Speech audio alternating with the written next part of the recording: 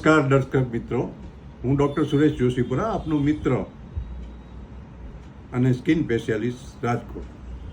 આજે આપણે ટેટુઈંગ વિશે જાણશું.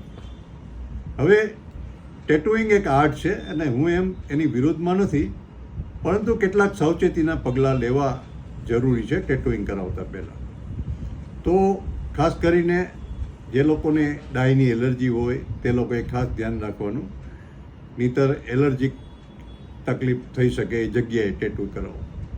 બીજું, એની નીડલ છે એ કોઈ ઇન્ફેક્શન કે એના માટે કોઈ પહેલાંના વારંવાર કોઈને વાપરેલી નથી ને એ જોવું પડે. અને ત્રીજું, આપણને કોઈ જાતની ટેન્ડન્સી નથી ને શરીરમાં ક્યાંય કિલોઇડ નથી ને ખાસ જોવું પડે. આ બધી બાબતો ધ્યાનમાં લઈ અને ટેટુઈંગ કરાવવું પડે, જેથી કરીને આપણે એનાથી કોઈ તકલીફ ન પડે. કેટલીક વખત આપણે અજાણતા જ અલગ અલગ પ્રકારના વાયરસના ભોગ બનતા હોય છે. તેથી ખેલૈયાઓ, જય નવરાત્રિ, જરૂર ખેલો, ટેટુ કરાવો પણ સાવચેતી. આભાર, ધન્યવાદ.